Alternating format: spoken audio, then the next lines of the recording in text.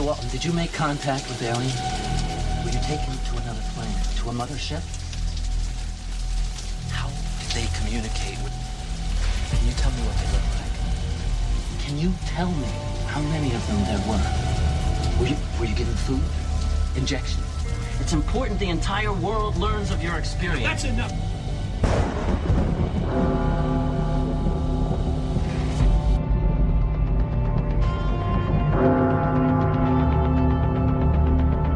Teachers are alive. They're not books. They are the very living essences of nature itself. Unbelievably powerful supercomputer that's running our reality, and we don't have a clue as to how to operate it. Say in your mind, say to yourself, I am more than my physical body, because I am more than physical matter. I can perceive that which is greater than the physical world.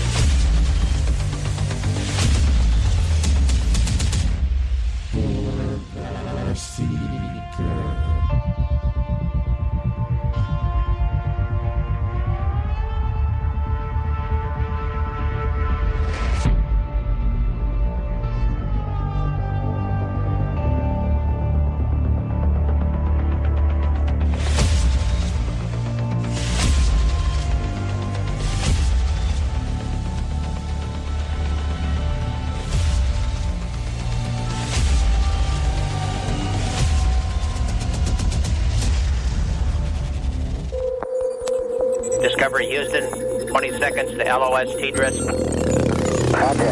to be in orbit. Broadcasting from the Forest Tower studio in the Mossy Creek bottoms of Cane Creek, Arkansas.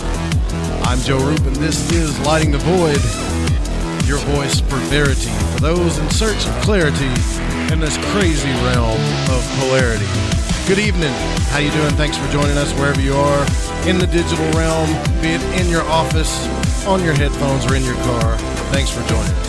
Now it is Tuesday, November the 22nd, and the night is cold here in the natural state, and the moon is waxing as we move into the midnight hours on this Thanksgiving Eve. So if you're taking time to join us during this time for family and Thanksgiving, thank you so much. We appreciate it. Fire up your chakras, sync both hemispheres of your brain together, and shoot your magical beam of light through your third eye tonight with us as we peer into the void between spirituality and science on this wonderful, wonderful Thanksgiving Eve. I can't wait for tomorrow.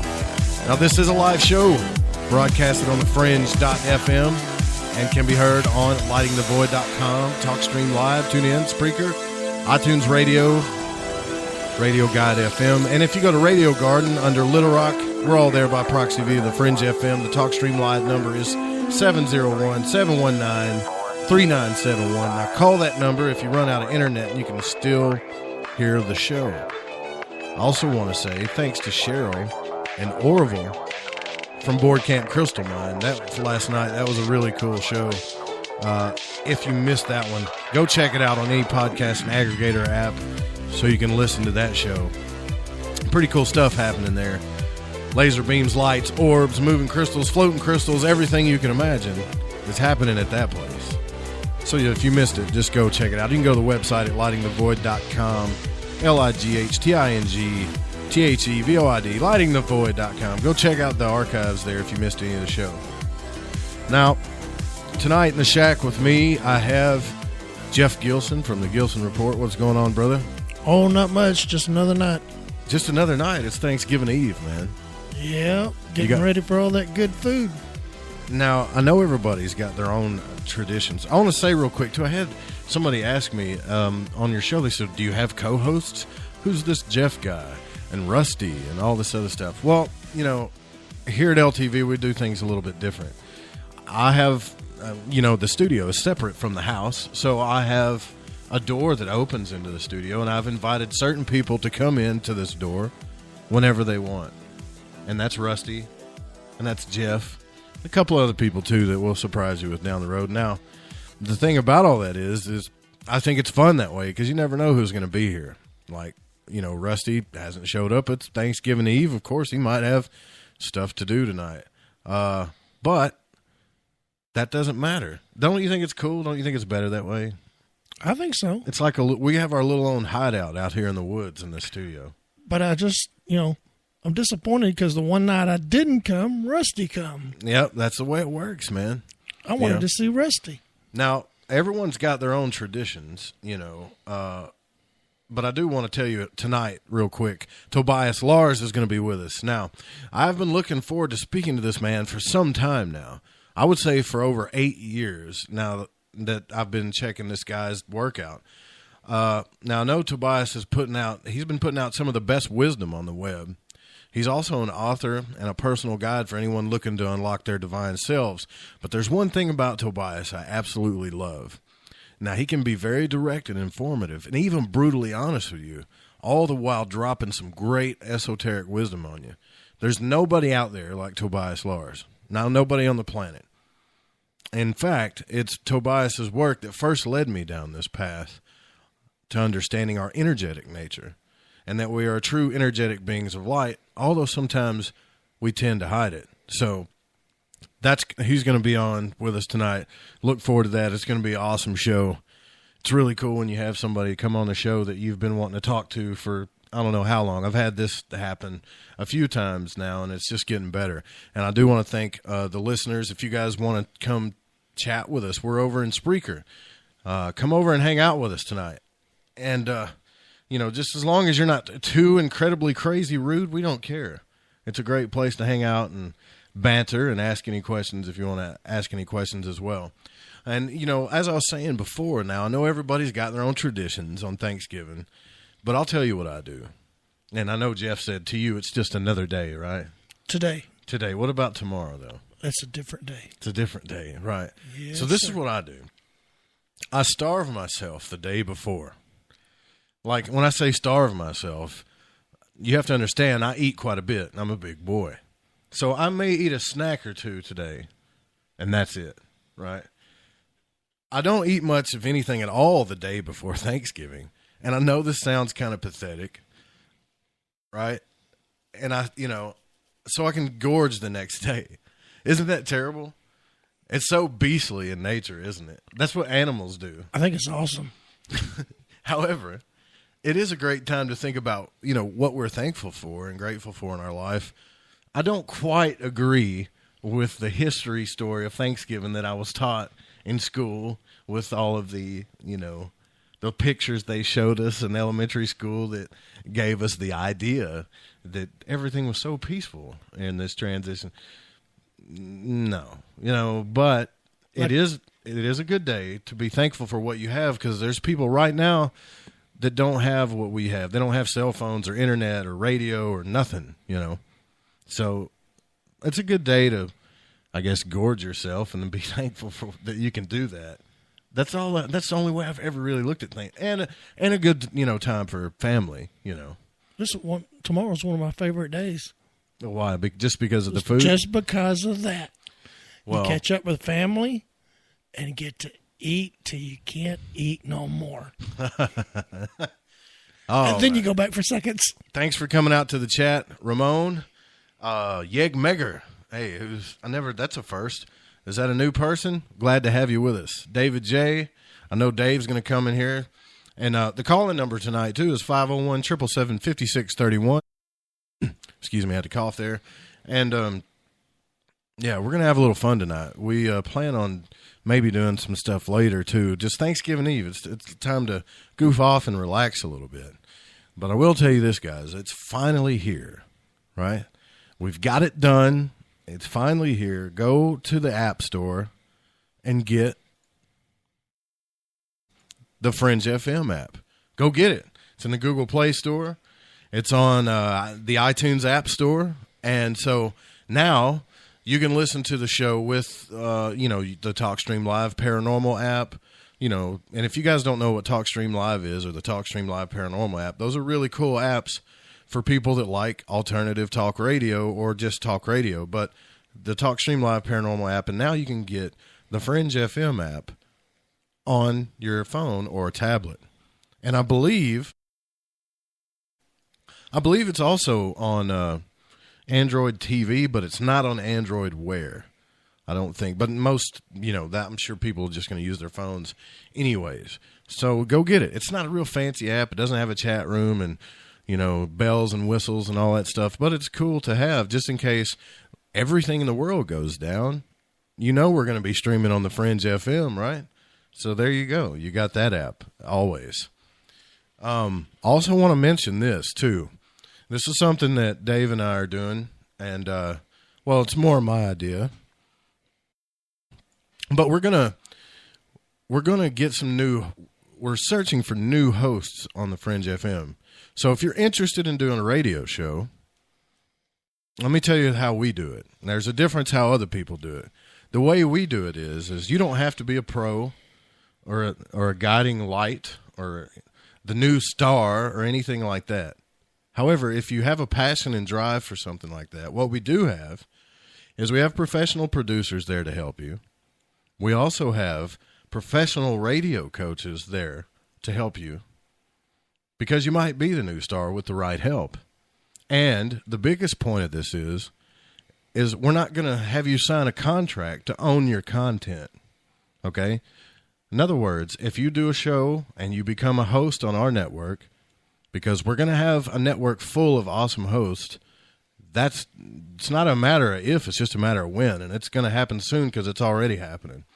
But if you become one of those hosts, it's going to be your show. You can do your own stuff, have your own sponsors, it's your own content, and even at the end of the day, if it doesn't work out between you and the Fringe FM, guess what?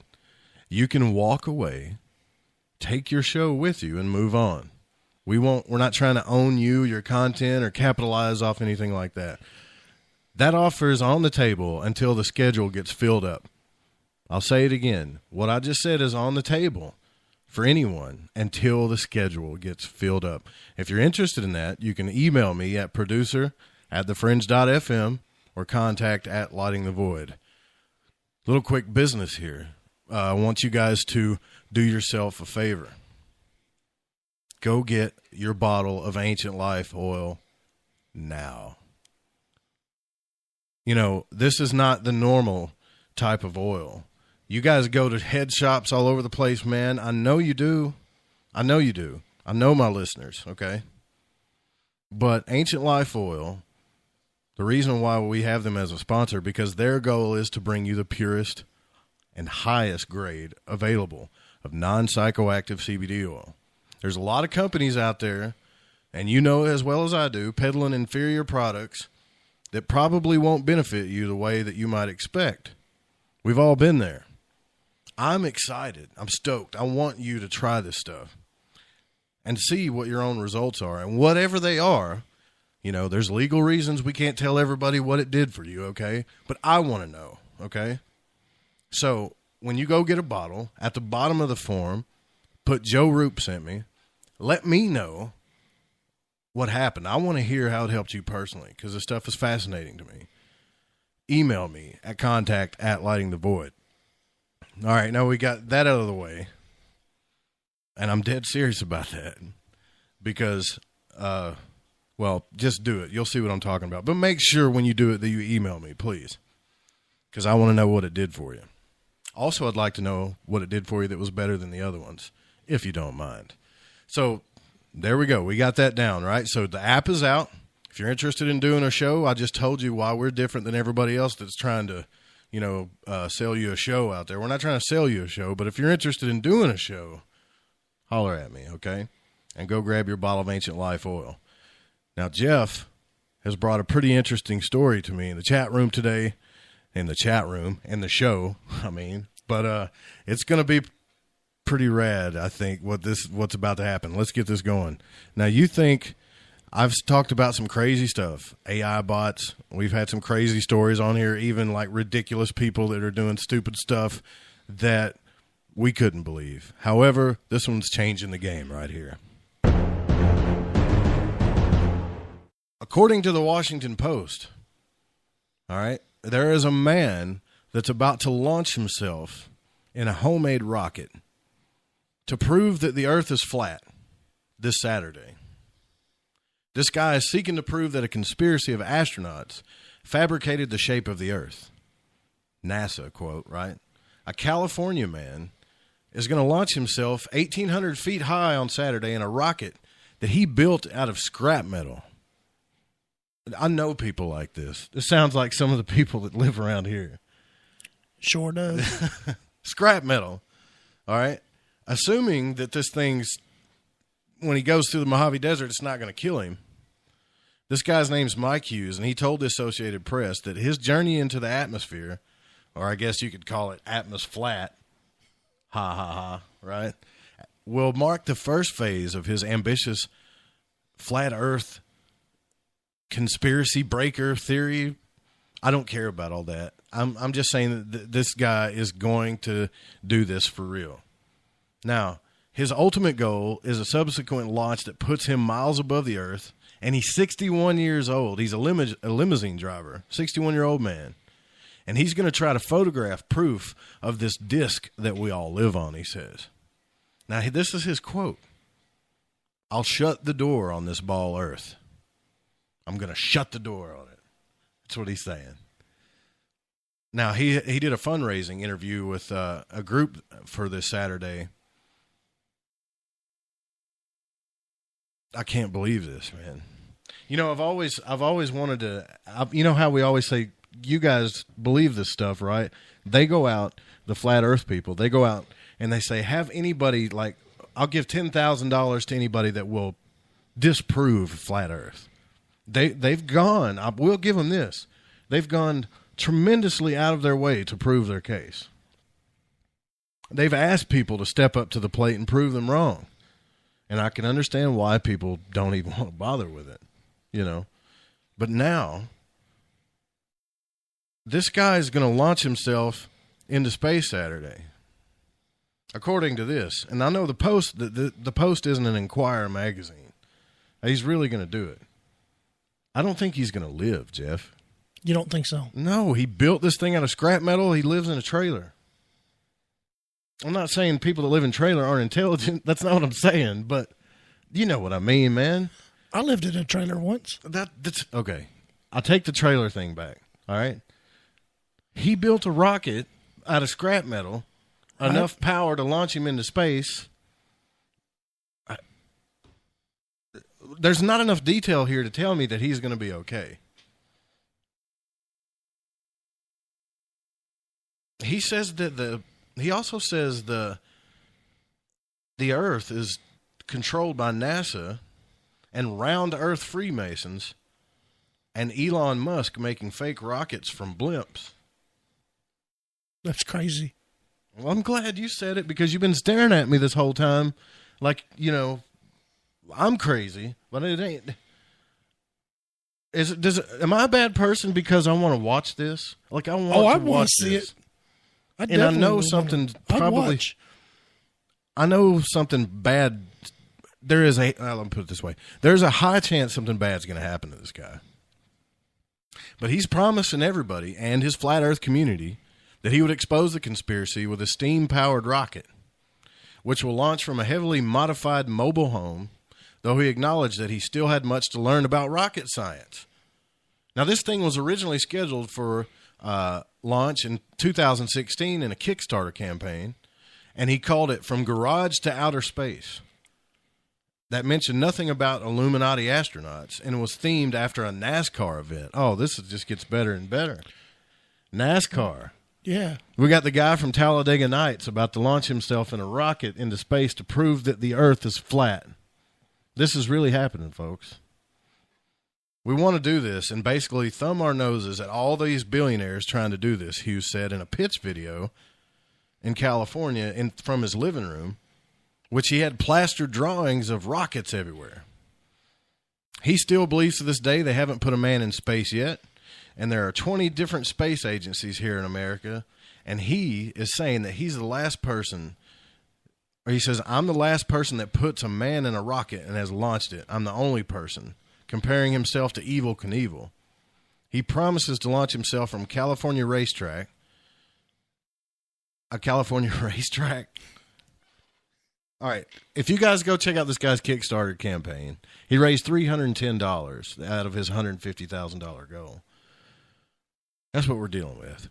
I'm gonna file this under incredibly crazy, but also under the no faith in humanity. The small chance that he launches himself in space, takes a photograph with, I'm assuming it's going to be a cell phone, and captures the flat Earth. I don't know. I was about to say I will quit everything I do and go on a peace quest or something. I think he's just wanting attention. Yeah, he definitely wants attention. All right. That's the news. That's all the news there is. And that was good enough for me. All right. When we come back, Tobias Lars is going to be joining us. Don't go anywhere. We'll be right back, folks.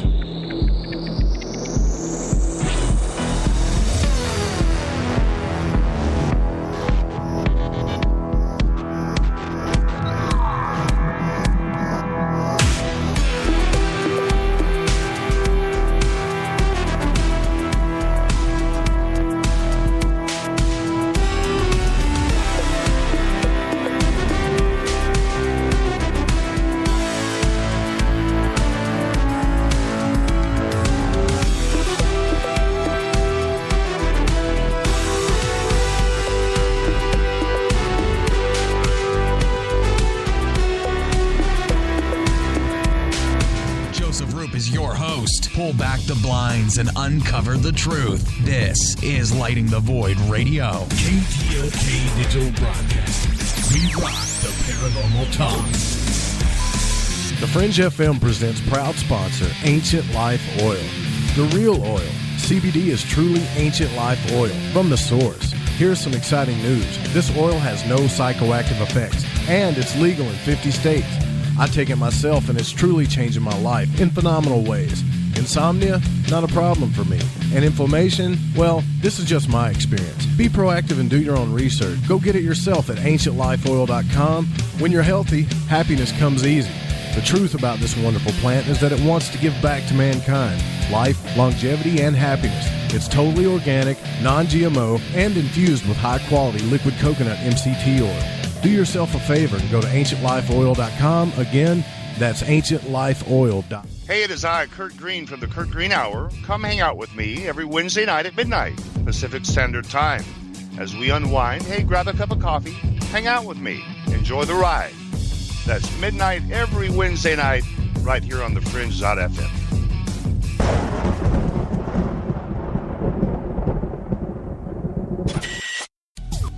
Hey, Fringe FM listeners, did you know that when you're on the road with limited data or no Wi-Fi available, you can still listen to every minute of the Fringe FM by calling 701-719-3971. No smartphone, app, or internet needed. Saves your data plan and no extra cost if you have unlimited minutes. Call 701-719-3971. That's 701-719-3971. Listen to the Fringe FM on any phone, anytime, anywhere. You're listening to Lighting the Void Radio with Joseph Roop. Stay up to date right now, lightingthevoid.com. Hi, this is Ryan Gable, host of the Secret Teachings radio show. If you are interested in ancient knowledge and hidden mysteries, as well as a unique and balanced perspective on conspiracies, symbols, and the occult, then join me every Saturday, Sunday, and Wednesday at 1 p.m. Pacific Standard Time, 4 p.m. Eastern, right here on The Fringe. Come own the night with us. Hi there, this is Dave Scott, host of Spaced Out Radio.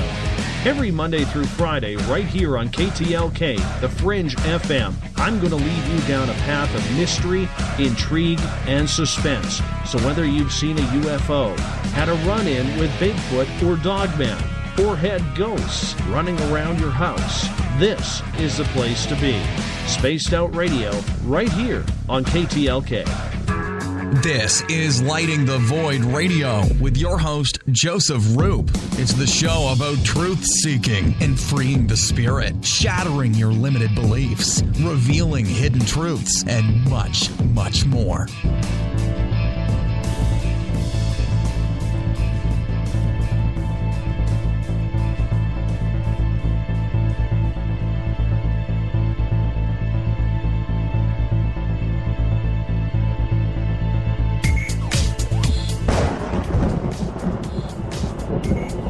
All right, welcome back. I'm Joe Roop. This is Lighting the Void.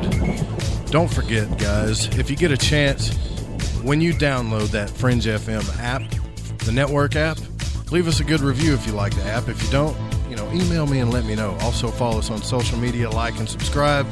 Sign up to the newsletter on lightingthevoid.com. All right, let's bring on our guest. Tonight, Tobias Lars is with us. Tobias is a spiritual guide and counselor. He has been producing content online that I know of for over 8 years. He has several downloadable courses from which I myself purchased and enjoy very much. Not only was it informative, but it helped me tap into my own energy and even more onto my spiritual journey. Now, speaking of energy, you will find quite a few YouTube videos where Tobias discusses our energetic nature and how we can tap into that. He also has a very no-nonsense and direct approach to spirituality that I find very effective, and so do a lot of other people. That Heal Your Shadow video, you guys know, because I played it once, really changed my life in many ways. And he is also the author of We're Not Listening to the Sun, Awakening Souls, and Shackled God's Universe. He also discusses ancient history and finding our true selves and unlocking our sovereignty and power. Now, you can check out his website at tobiaslars.com. And I got to say, Tobias, it's really cool to have you on the show. Thanks for coming out, man. That's awesome. I love doing all kinds of shows, and I haven't done it for a while, so it's awesome. Thanks so much for having me on.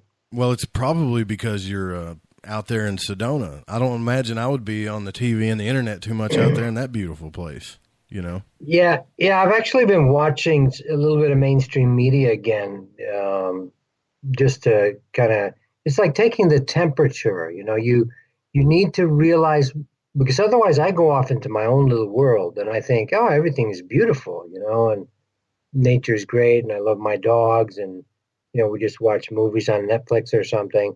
But you need a little bit of both in these times. Otherwise, the crowd's going to come up your driveway. Right.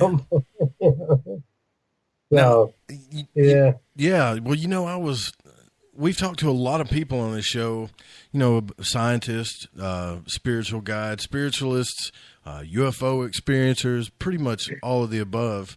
And I find it fascinating that when I was studying alchemy, I started learning about, there's different forms of alchemy. There's like the Jungian psychology form of alchemy, and then there's inner alchemy. And then there's this, it seems like the biggest secret about it, though, and it's still a pretty large secret to me because I'm still studying it, is this energetic transformation that we go through, this tapping into our own energy and understanding energy.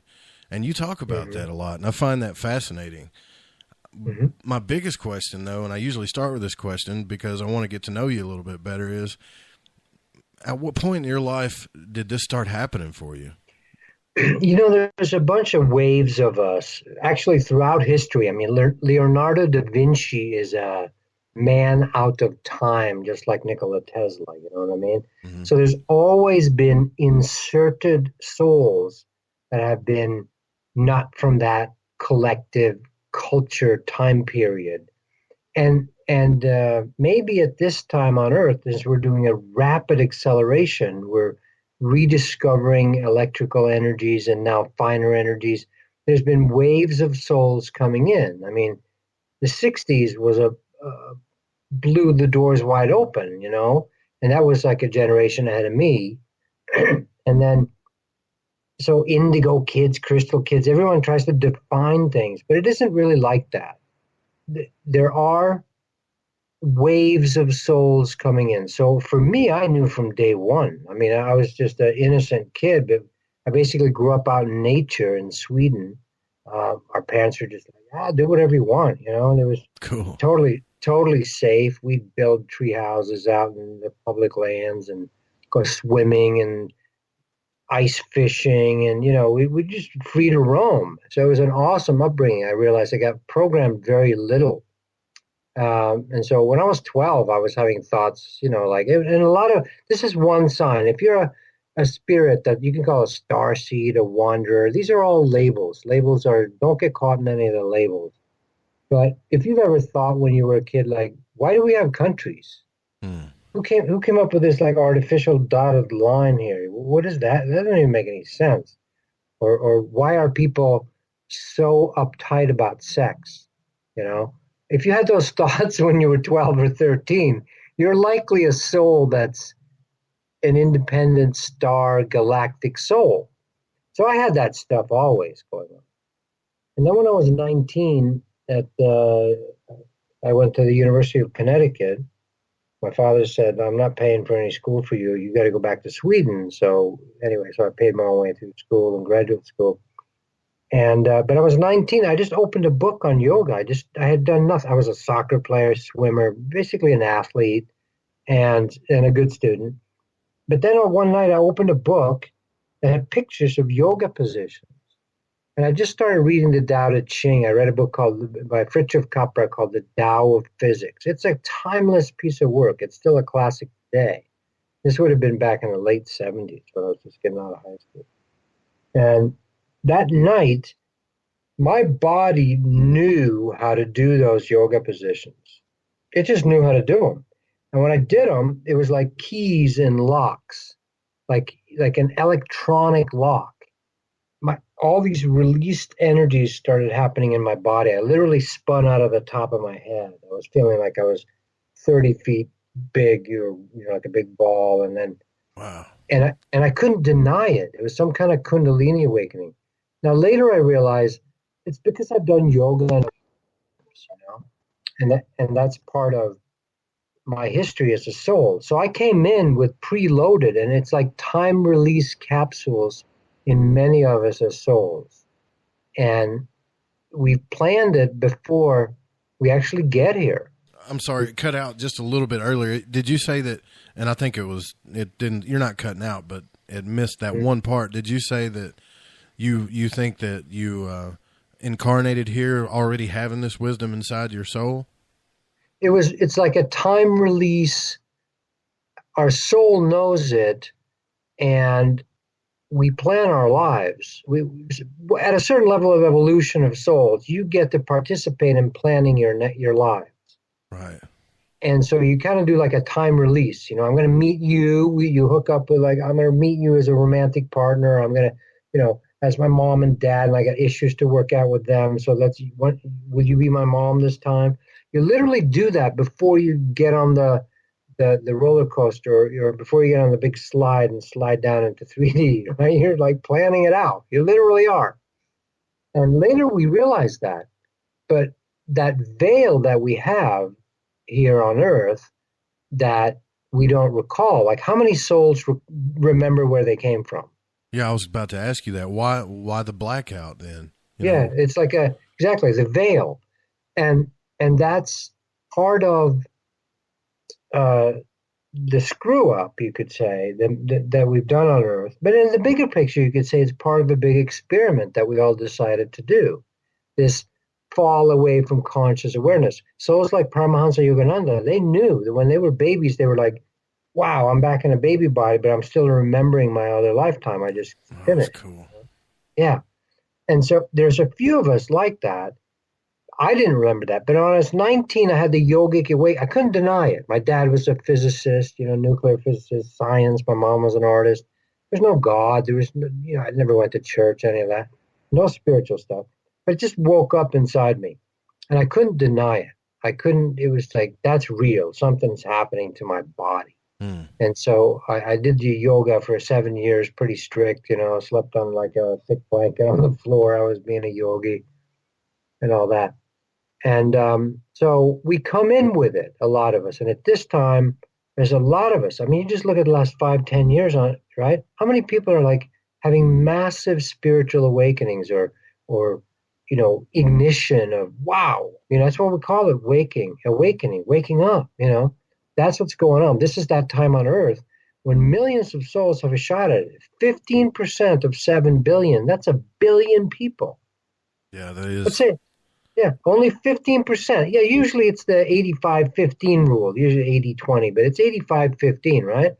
Where 15% of the people do 85% of the work, 15% of the people own everything. It goes to know stuff. 85% are followers, and they need, Rockefellers, I'm sorry to say, these guys are right from one point of view, the Illuminati, in the sense that people want heavy authority figures to tell them what to do. Yeah, that's a higher understanding you're talking about there, though. You know. Yeah, but to get there, for the people to wake up, people like David Icke, you know, they're getting people fucking pissed. Can I say that? Yeah, sure. Yeah, it's an internet show, man. Go right ahead. Okay, cool.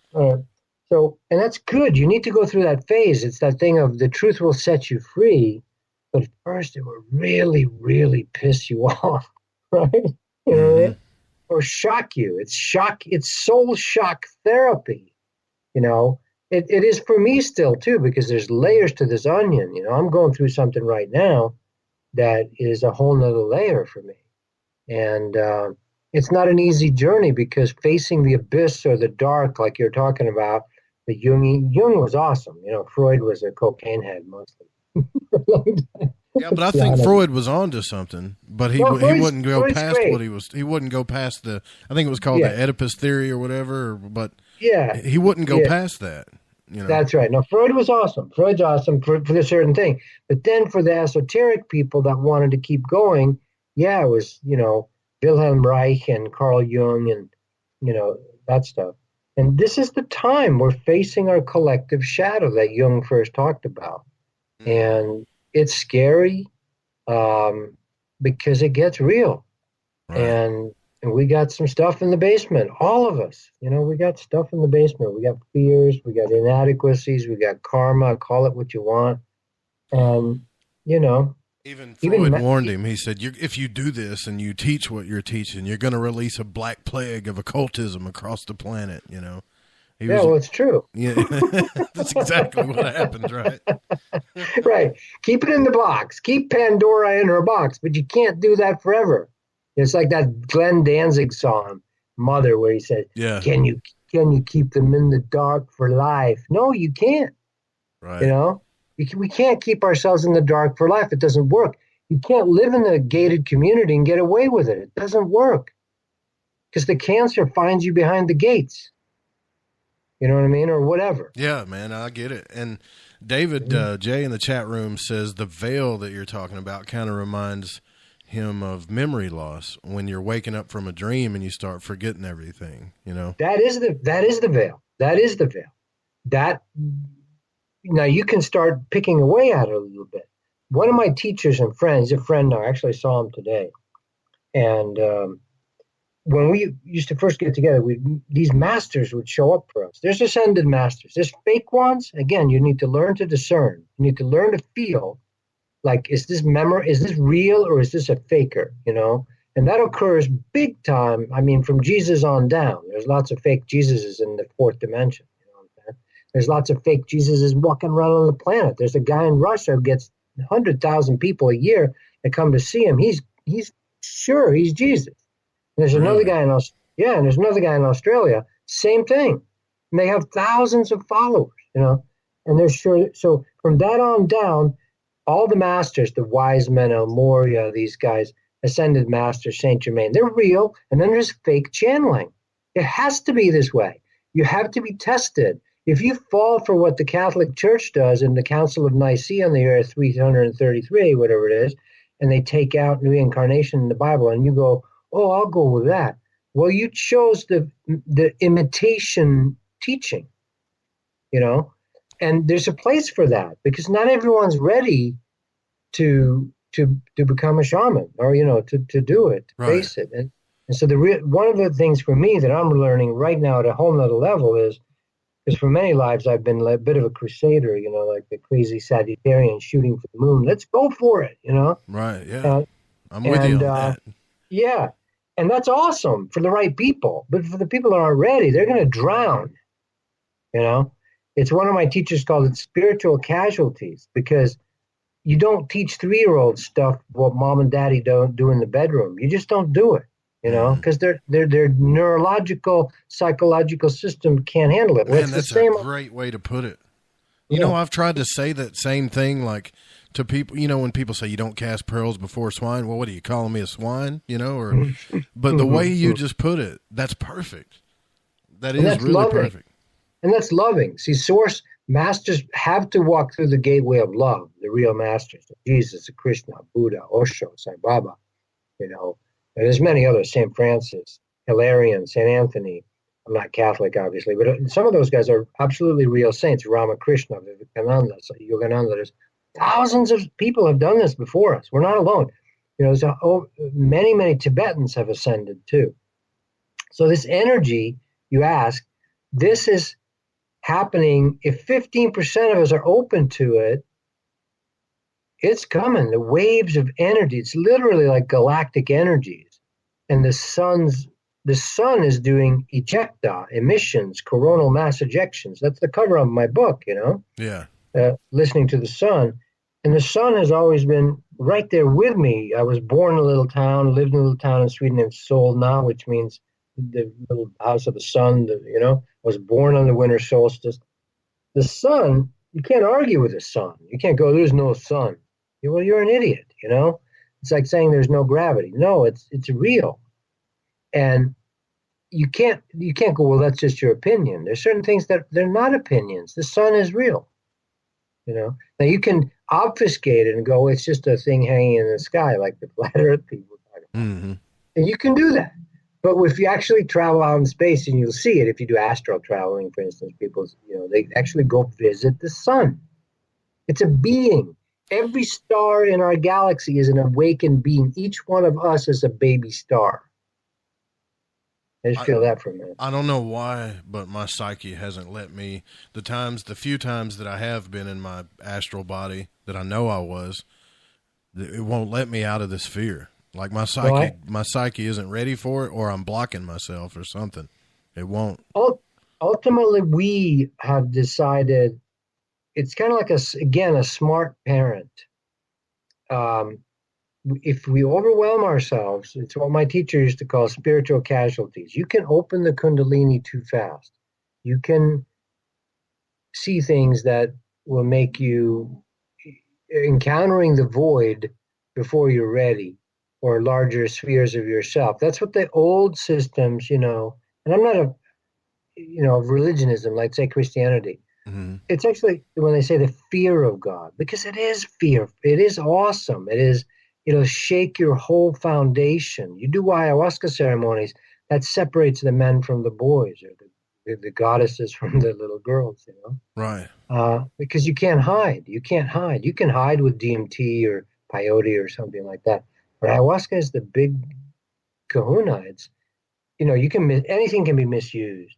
There are bad shamans sometimes that misuse it. But once you face yourself, no wine, no truth before its time is what I'm being taught with, because again, if you give too much, even if you love your child and they're 7 years old, there's time appropriate teaching, and that's what the universe is loving and benevolent, and all masters learn. You don't teach too far ahead of time. You don't do it. Because man. I'm impatient though, Tobias. I want to know all this stuff, man, like now, and no, that's okay. When we're ready and we're asking for it, then we'll get it. But we don't push it on other people. They have a right to chop your head off, literally. And that's what happens, we've all known that when you try to push on your friends or you discover something, it's something basic like 9/11. There's still a bunch of people in America that can't handle the idea that 9/11 is not what we've been told about, Right. It's super threatening to the whole house of cards. Well, what else has Daddy lied to us about, right? Right, exactly. Right, yeah. right. I'd rather trust him and live in the lie. It's much more comfortable, Yeah, exactly. Because once you put one of my friends from high school, he can't handle it. He was in the Air Force, and his roommate was supposedly one of the pilots in one of those planes that went into the, and so he can't handle it. He cannot handle it. It has to follow the official story. And there's many, many layers to this, like the fact that there's a secret space program that's been going on since the Nazis came up with it, basically talking to off-world Dracos and the Nordics too, Mm-hmm. And that's been going on for 50, 70 years. And we're still in the dark. Eisenhower, all that story. I mean, that's a huge shock to the system. The veil that your commenter said, first time I had a UFO show up for me, in the canyon of northern Arizona, I couldn't handle it. This is how it happened for me. I went unconscious. I blanked out. I had about 5 minutes of missing time, which is what my friend told me later. But I saw this ship in my mind's eye. That's all I could handle.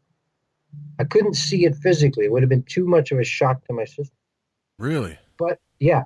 And then I come back in, and I go, there was a ship over the canyon edge, wasn't there? And he goes, yeah, he's nodding his head. But he's not telling it to me. He's waiting for me to bring it up. And I say, it was like a Pleiadian, there's like 3 people inside it. He goes, yeah. And then later, I've seen them full on in the daylight where I don't forget. But this veil of amnesia is actually a very loving thing. It's what denial does. It's a survival mechanism. Man, I wonder if that's why so many people that talk about abductions or experiences, like say the famous Travis Walton case and things like that, there's so much that they don't remember, or like the missing time events that people talk about. That's exactly why. It's the same. We do it naturally. If something really traumatic happens to us, watch a video of them circumcising a little boy, for instance. Oh, I don't know if I can do that. Even though I know it happens, You can see now. It's a testament to the power of the human spirit that many, many men that have had that done to them are still sane and honest and relatively loving with the world. It's amazing. Because if you watch that video, that's psychological sexual trauma, because the child actually checks out of their body and goes catatonic. Man, speaking of that, I've always wondered what kind of crazy archon, whatever you want to call it, force would implant this idea into men that this is a good thing to do to babies. Well, no, it makes total sense. The deeper you look, the archonic demiurge, the archons, and in particular Jehovah in this case. And again, I understand Jehovah. He has a role to play, but I don't want to join any of his cults. You know what I'm saying? Right? And I've worked with close friends that were brought up in the Jehovah's Witnesses, which is, they were just advertising it. But basically what you do, if you need to propagate, be fruitful and multiply, you need to traumatize the sex early on. And you need to do blood sacrifice. And that's exactly what that tradition does.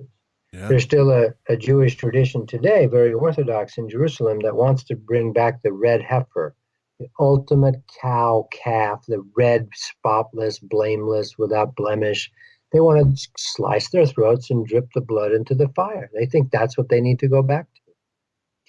And the Muslims do it. The Hajj, they sacrifice camels and thousands of lambs, and that's also that whole demiurge is part of an Anunnaki landing that happened in the Middle East. It's true, but it's not the only story of humans. We're not all from that place. There's 5 major races and 23 genetic experiments going on Earth. We're not all from Africa. We're not all from Mesopotamia. No. Japanese people are completely different vibrationally than Aboriginals from Australia. Genetically. And this is not racial in any way. We're all beings made from source. See, we're all equal, right? That's why the American dream hits such a deep core. We're all created equal, right? True. But we're not the same. A Clydesdale is not the same as a thoroughbred. It's just not the way it is. And we vibrate differently, and we have to come to terms with it. It's not a value judgment, because our history has been so horrible about slavery, and we've worshipped the gods and the upper chakras, and instead of honoring the earth spirits, you know what I'm saying? So we're trying this amalgam on Earth. We're trying we're a galactic melting pot on Earth. And it's one of the few planets in the galaxy that is trying that. And we're doing really well. We haven't blown ourselves up. We are getting a bunch of help, so we don't actually destroy the whole experiment. So Dan is asking why? Well, why traumatize in order to rise above the pack or whatever? Why do that? Because traumatization makes you black out. Oh, It goes in. It goes into your subconscious that you don't remember it happened. And when you do that, you can use those people as puppets. You know what, man? I really believe this deep down in my soul. I think this is, it feels so true, you know, because, and I mean the soul true. It feels to me because when I was a child, I still have nightmares. The nightmares I had as a child, I remember to this day, and I'm 35 years old now. I had some traumatic, crazy things visit me when I was a kid. Just not for no other reason than to scare the hell out of me. Yeah, because it's the same thing with the MK Ultra program or Sirhan, who supposedly killed Bobby Kennedy. Well, he didn't do it. Or he was or the guy that shot John Lennon, you know, Mark David Chapman. These were MK Ultra CIA mind control assassins. Watch that thing. I mean, Denzel Washington, Meryl Streep, and Liev Schreiber, who I really like, Manchurian Candidate. They remade the movie about 5-6 years ago. Rewatch that movie. That's the real thing. They show how they do it. They show how they implant the memories, how they do screen memories. It's the same that goes on with the abduction. And then you just call them and you say the trigger words and they go into that multiple personality and carry out the assassination. This is absolutely real. And this goes on with the abduction scenario, with the ETs, and it goes on with assassination stuff and all that. But it also goes on in our general world. We have a veil between our dreams, like your previous commenter said, and waking up here. When my friend and I were first talking to these masters, or we'd go into other dimensions, we'd be there, we'd come back, and we'd be like, God, we can't remember it. We were there. We were in this other place, this other dimension. So these veils naturally undo themselves as we can handle it. But in the meantime, they're protections for us. It's literally so. But the beings that feed off of that the highest commodity in the world is soul essence. If you watch the movie Jupiter Ascending, that's actually totally true. Harvesting of whole planets of souls. Wow, man. That's why the church is sometimes called the Church of the Holy Harvester. We're here to harvest the souls. They're just telling you what they're going to do.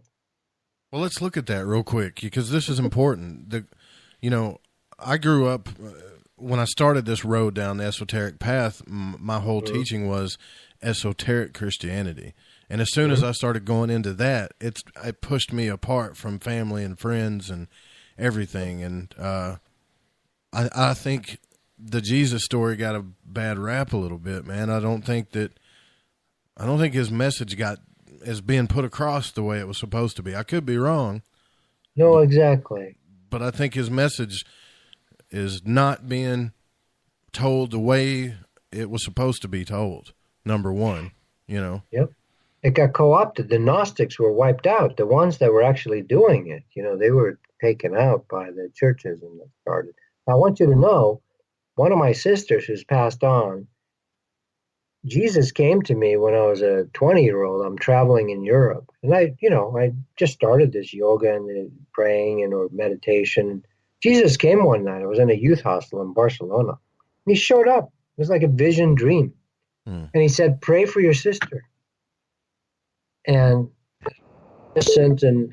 I'm like, of course. And so for the next 30 days, I would pray. It was later I learned Christians call it intercession prayer.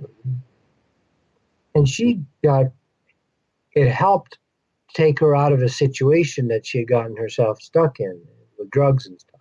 Right. And she remained a spirit-filled, Holy Ghost speaking in tongue Christian her whole life after that. And we always had a connection.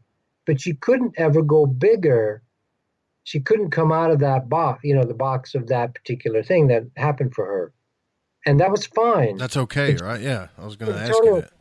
And it used to hurt my heart that I'd meet beautiful spirit-filled Christians. I met them all over when I was working my way through college. I'd meet real ones beautiful. This is the real deal. They're living real, they have real relationship with Jesus, And I've met him 3 times in my life. So I know he's real too. But I'm not, I can't exclude the other paths because my role is to show that there's a common essence in all of it, whether it's ayahuasca shamanism or yoga or true Gnostic Christianity. And yeah, so again, it's just not possible. Some souls, I could liken it to this. When people don't have their own self-discipline, the army can be helpful.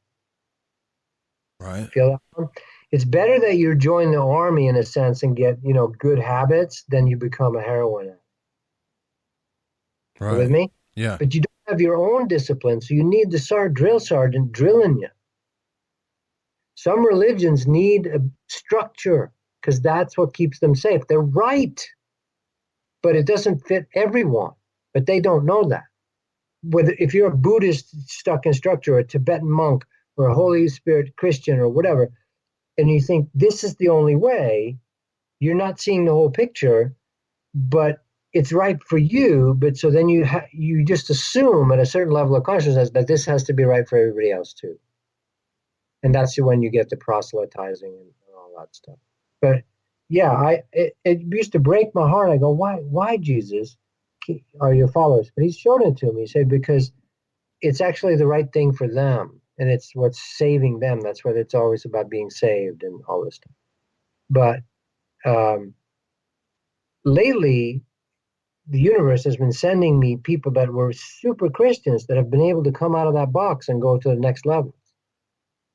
It's been really beautiful for me, and that satisfied my heart. God knew, you could say, that I wanted to heal that wound in my heart, because I always run up against, it would come down to, well, you either accept Jesus Christ as your Lord, personal Savior, or you're going to hell.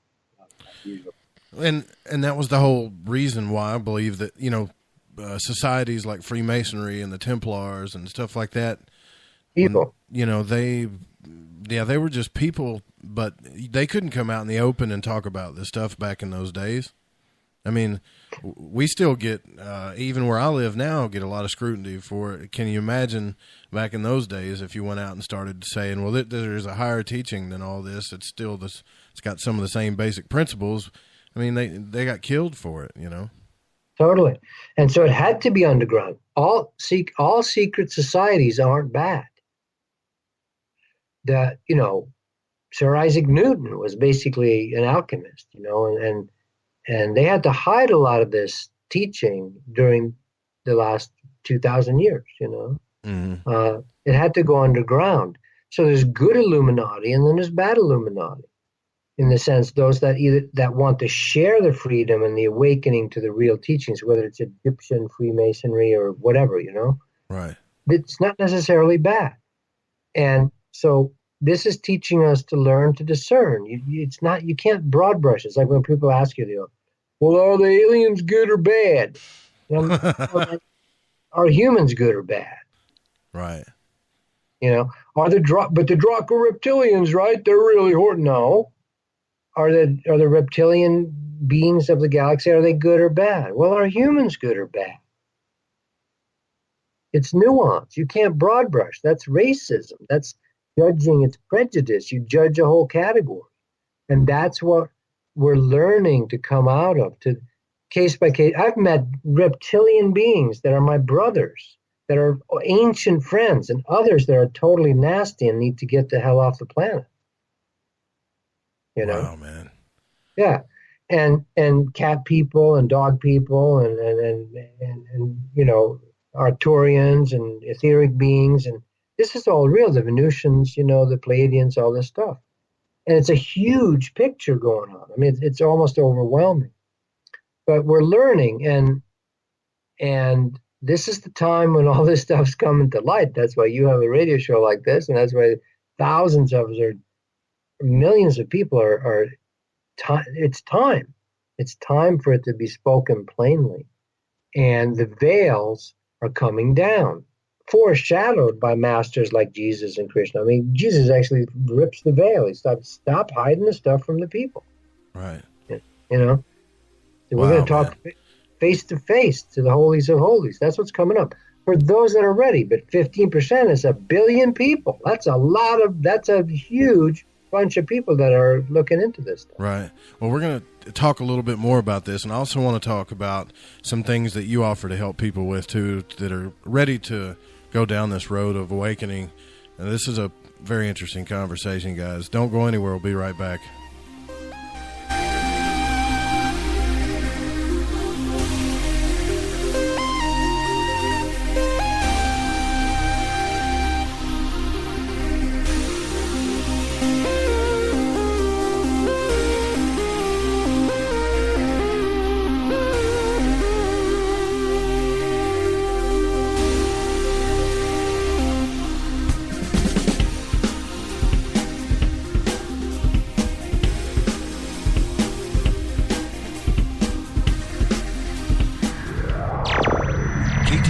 Digital Broadcasting, thefriends.fm, Napa Valley, California, Little Rock, Arkansas.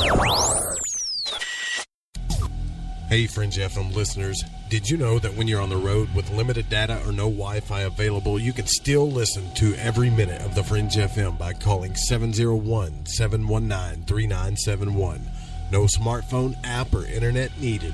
Saves your data plan and no extra cost if you have unlimited minutes.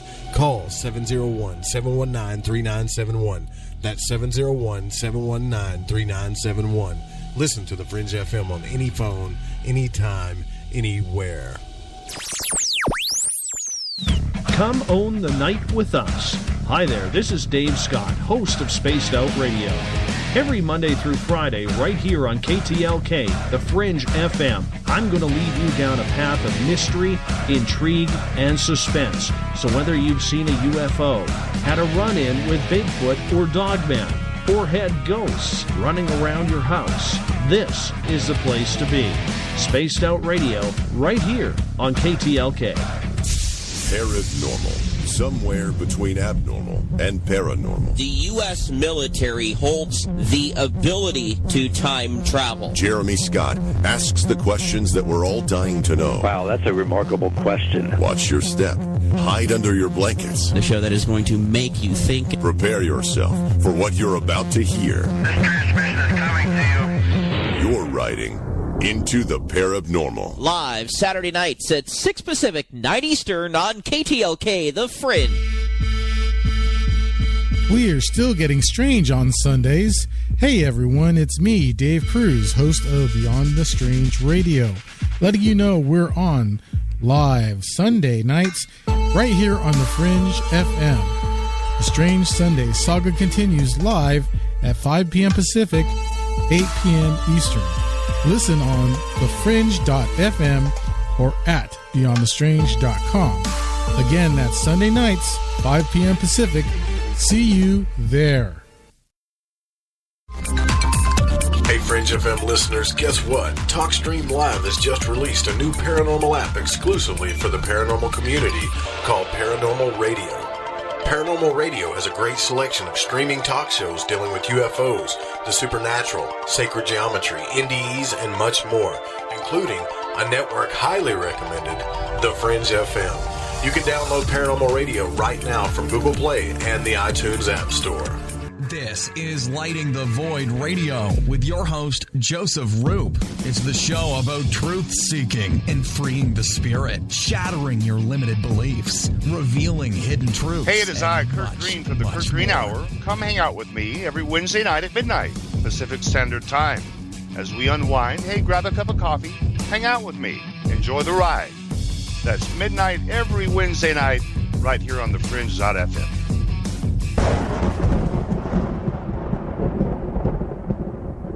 To call the show, pick up the phone and dial 501-777-5631. That's 501-777-5631.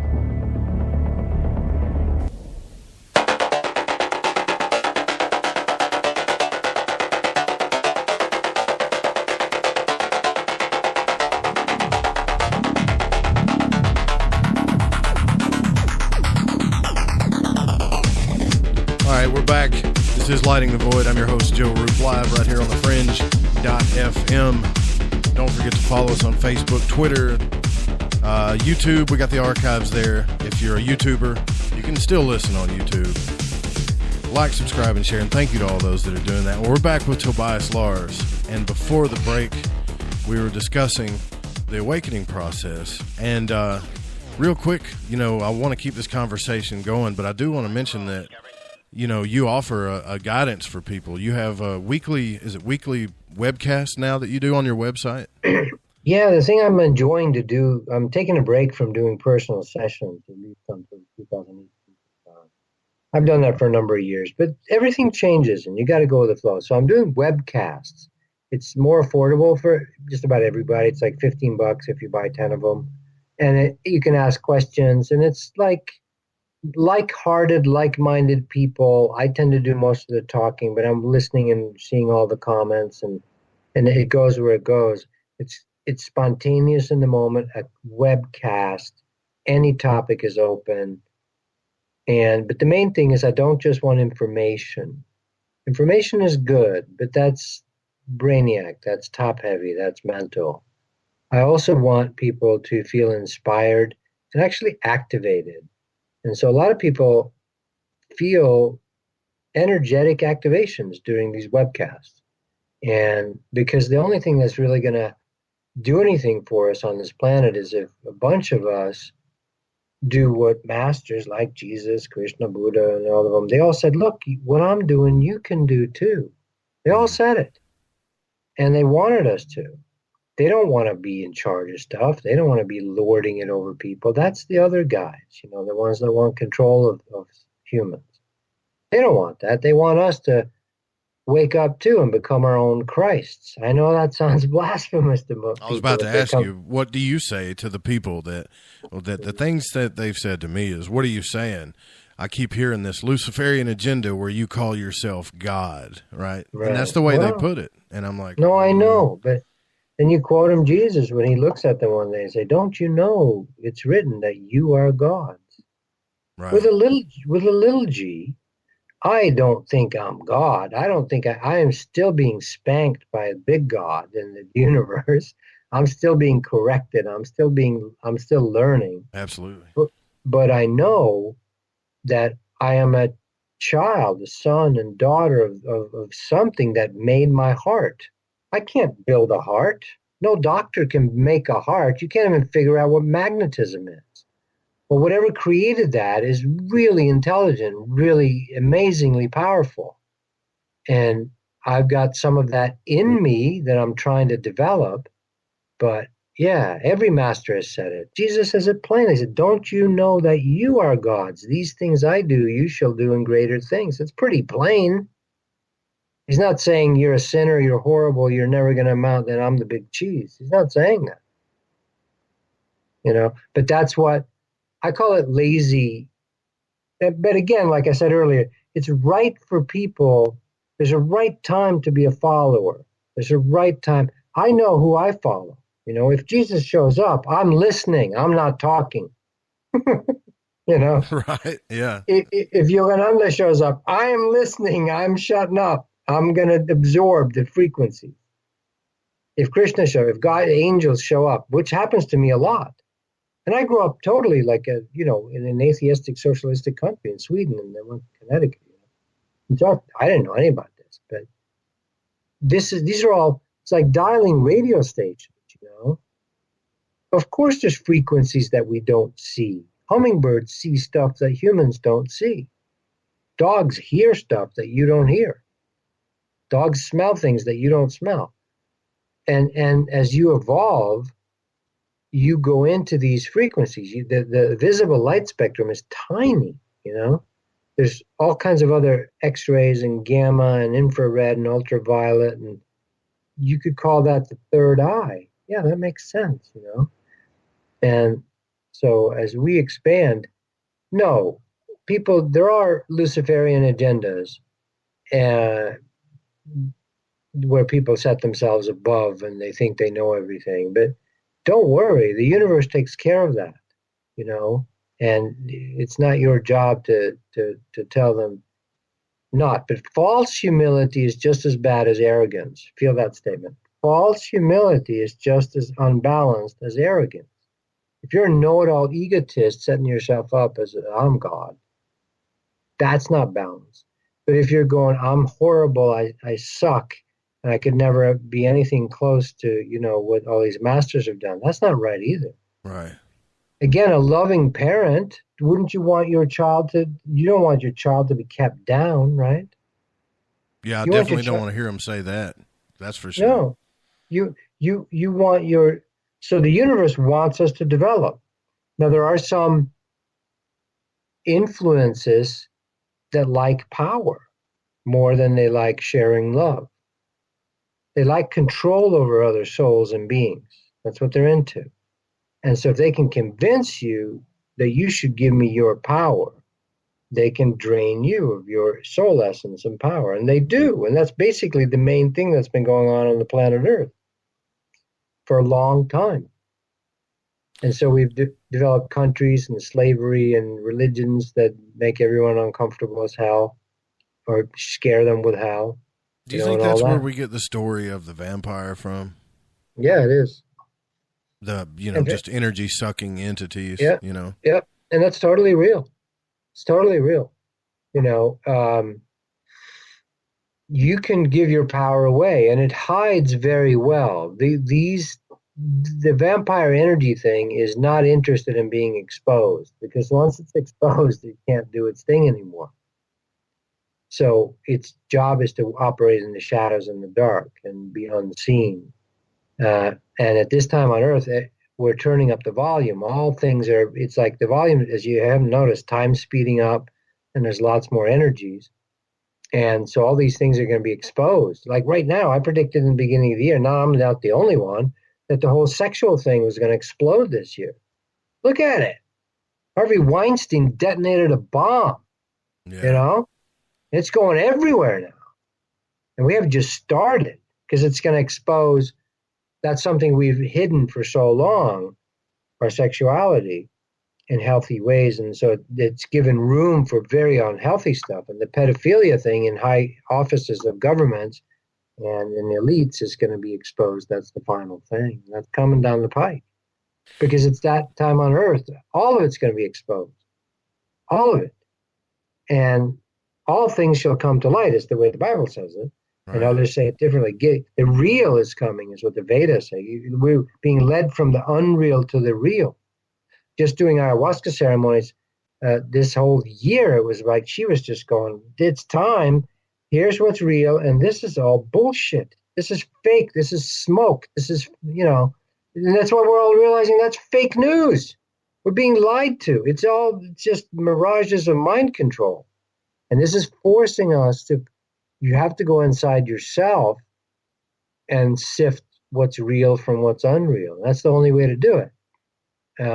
Man, every time you make a statement, it's something I was just about to ask, man. I was just about to ask you, because I hate this. I don't know who to look to a lot of the times. The post saying this guy's going to launch himself into space this weekend. Well, I don't necessarily know that that's the truth, but apparently it is. But I see what you're saying, though, when it comes to the bigger picture things. Yeah, listen, it's forcing us. All authority, all false authorities are being exposed at this time. Wherever you've given your power away, if you've given it to priests or politicians or pundits or professors, they're all failing. Universities are failing, right? Thinking that we can just educate the intellect. That's failing. What Politicians, about gurus? Gurus, same thing, exactly. All of it is being exposed as anywhere you're putting your personal authority in giving your power away to someone else, they're failing you. The church is raping your little children. Hello, that's the huge one. That's no different than and then authorities that we thought we could count on. It looks like decay and decadence and just really bad stuff, and it is. And medicine, allopathic medicine, everybody's like, that's not healing. It doesn't heal anything. So we're all turning to naturopath or better eating, or we're having to find our own authority inside ourselves. That's the shift right here. That's the inner Christos, the inner source in all of us. That's what's coming to the forefront. And, Spirit told me this a couple of years ago. It said, it's over. The thing about leaders that people give their power to, that's what's going away. And, yeah. Well, I also am worried about, because I've been doing this show to just be honest with you, for almost a couple of years, and I've listened to other shows and stuff, and there's a lot of paranormal shows out there. And there's also I don't even not sure I want to say this, but I got to. There's also like cult type followings to some of these people. And that's not just with show hosts, that's with gurus and authors and all kinds of stuff. And you feel like, how do you, I guess I'm not saying I'm ever going to be one of those people, but how do you prevent yourself from doing that to other people? How do you know that's happening? Like, how can you stop yourself from doing that to other people? Because I think sometimes I do that to other people and don't even know I'm doing it. Okay, what do you mean exactly? What you like do? Vamping What? their energy from them, Okay. It's okay. We're all vamping God. You understand? Right. You know what I'm saying? In a sense. So sharing loving energy is fine. And learning from others, a candle lighting another candle is not stealing energy. A candle lighting another candle is not stealing energy, right? Mm.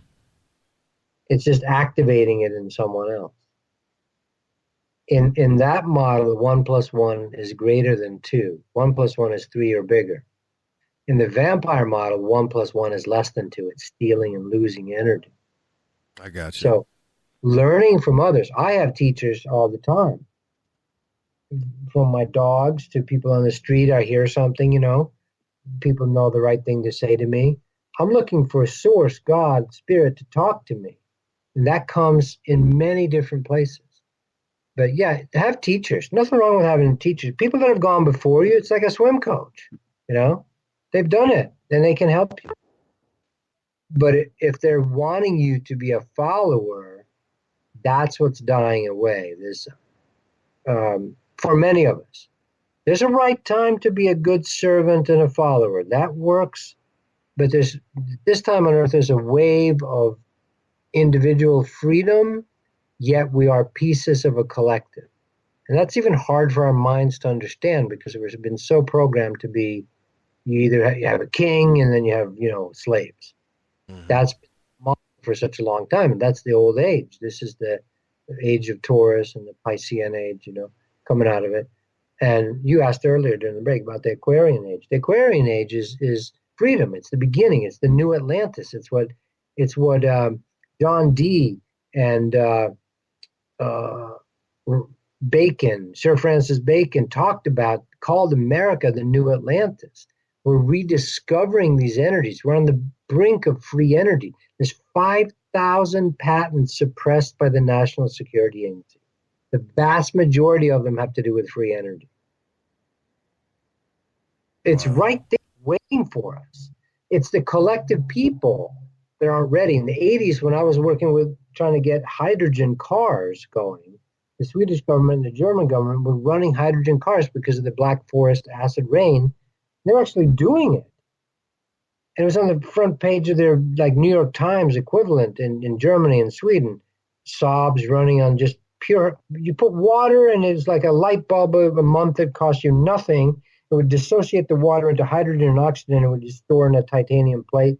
And it was safer than a gas tank. You shoot a bullet through the tanks and it would never explode. It was, cars are basically bombs. We're driving around in bombs full of gasoline, And this was so much safer, but we weren't ready for it. When I would call the radio station, TV station, they just hang up on me. That's crazy.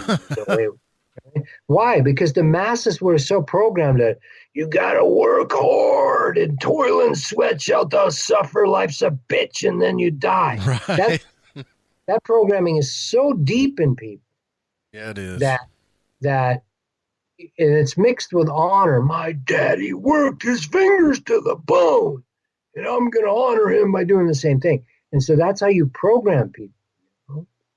And so it's really, that was my question when I was asking you about, I want to make sure that I'm not vamping somebody else, whether it's on the show or even if it's one-on-one, because sometimes, I've even had a listener tell me, Tobias, on YouTube one time when I was talking to Marty Leeds, and then they said exactly what you said. They put a comment down there on YouTube and said, maybe you need to just let people come to their own fruition or, let them grow how they're going to grow. Don't worry about it that much, That's a theme that's going on as well. Exactly. We're retiring the whole the whole thing is retiring that system of people leading the masses. But so we're going to have the last gasps of it. There's going to be cults and all kinds of stuff going on. Because it's before you have the big changes, you have the last gasps of the old model. Yeah. I'm pulling back. I'm not doing personal sessions anymore. I got very clear. I told a bunch of clients in the beginning of this year, I can't work with you anymore. It's over. You got to go out in the woods by yourself. It's like a mama bear going, got to go for the babies.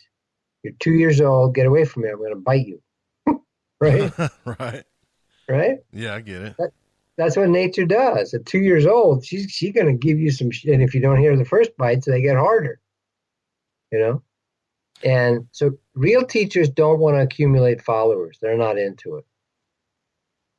Do you think that, just kind of a little bit of a left turn here, but I do want to know your opinion on it. I'm big into the Egyptian. I study a lot of Egyptian stuff, Right.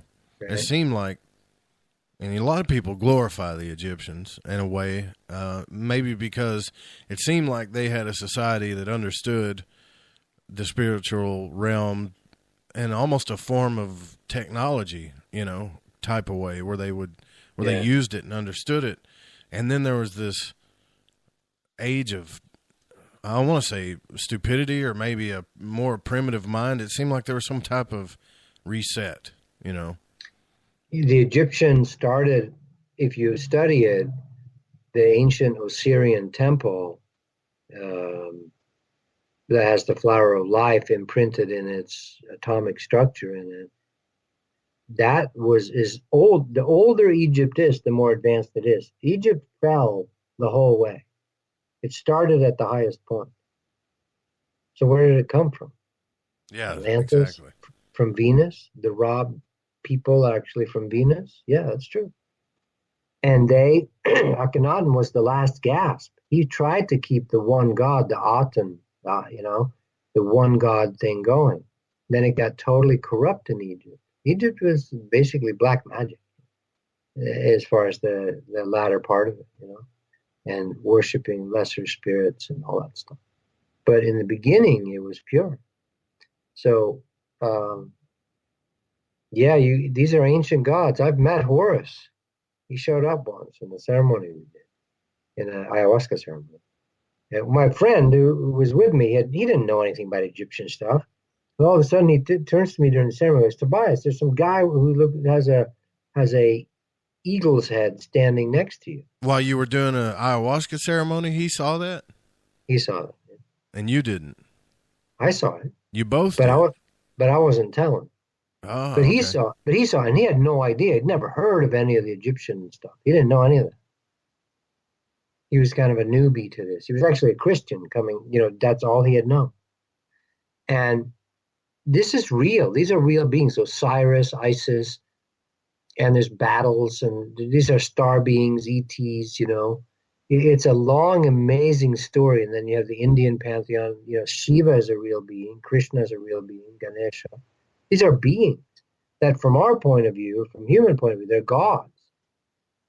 But I always thought they were kind of like fables, just to tell a higher message. But then again, and whatever level you want it, these are real beings too. Right. They are. And this has to do with the galactic story. There's been inserts of civilizations into the earth. Egypt was one of them. It was also an outpost of Atlantis. It was like, just like the U.S. has army bases all over the world right now, the Atlanteans had bases all over the world.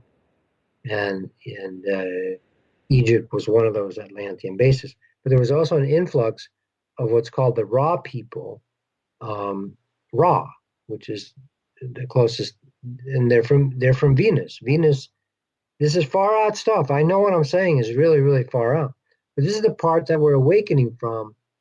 There's many, many beings across the galaxy that there's one source God, if you will.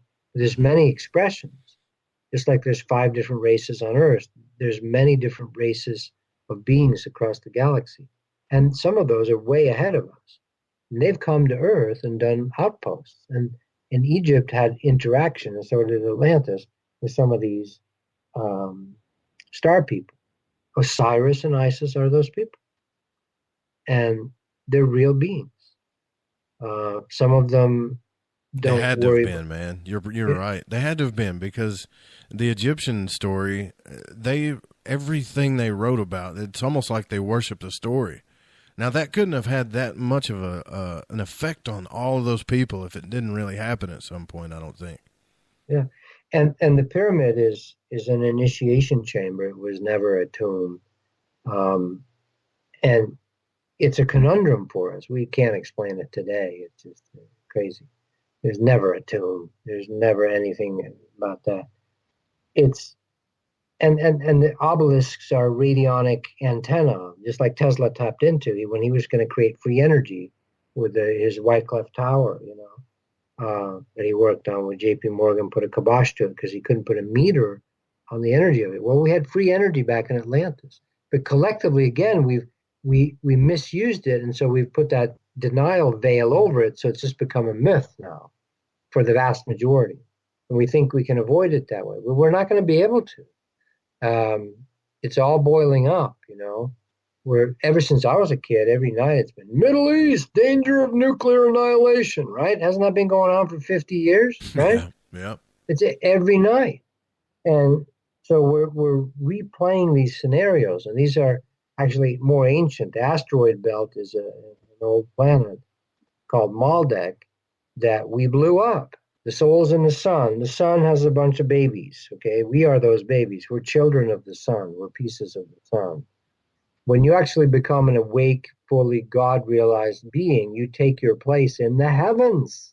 You become a star. I'm going to tell you this story, man. I got to tell it to you, and you guys have heard it before, but I'm telling Tobias this because I have to tell you. So you've heard of the Emerald Tablets of Thoth, right? That Yes. book, those tablets. Well, I was doing a construction job, listening to the audios of it over and over again, I was getting super intellectual, trying to decode this thing with my mind.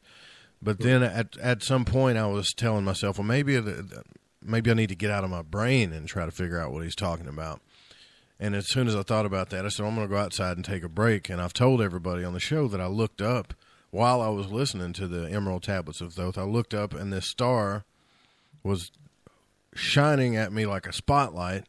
And as soon as I had this thought in my head, like, is this thing shining at me? It turned and then faded out. Huh. And I still don't know to this day what that was. But I wasn't in a dream, and it wasn't a vision. Yeah. And I remember it plain as day. Beautiful. And sometimes here's something that just talking to my friend today about learning not to have to know everything right away. That's almost an event beyond understanding, right? How do you explain that? You can try to explain it and put it in a box. Was that a star family? Your mind's going to give you a bunch of scenarios. Mm-hmm. But the mysteries, like how do you write songs? I play music and write songs. I know when a song comes in, it's like that, like Hank Williams said it. We don't write the songs. The songs come through us. So if you try to figure it out, like they're often superstitious about it, songwriters, like, I don't want to think about it too much, how it happens, because I'll destroy it, Like, you can know, but to be comfortable with not knowing yet, like, I don't have to know everything right away, is a very powerful lead with sensations, with heart. Lead with your heart. Lead with your longing, the open-ended questions, instead of instantly answering all the questions. That takes the mystery out of it, I don't know if that makes any sense, but it does. But I was going to make a confession to you here. I think the reason why I want to know everything so much is, deep down, I know that there's something after we die, but for some reason, I want to know for sure, so I don't have to worry about it anymore. I know that sounds petty. Sounds stupid petty. No, be honest. Honesty is the best policy. Be honest. I encourage everyone, start a dialogue, a real dialogue with God. Now, I use the word God because I didn't have any bad PR upbringing. No one ever shoved God down my throat. Call it the universe, call it higher intelligence, call it Harry if you want. Doesn't matter what you call it. But start a dialogue with what was it that created your heart? What created your body? We can't even create these bodies. No one can create human tears. No one can create human tears. Who creates that? Incredibly intelligent. When you're asleep at night, who's breathing you? What's breathing you? Oh, it's the life force. No. What is that? Trust that. Trust that. Isn't that crazy, though? That even after I've studied all of this stuff, I've done my own meditations, and this whole journey, I still have that little doubt in the back of my mind that, well, maybe I'll just die and I'll just be worm food, and that's it. And all of this was just a bunch of fantasy. That's been a lot of propaganda in that direction the last few hundred years.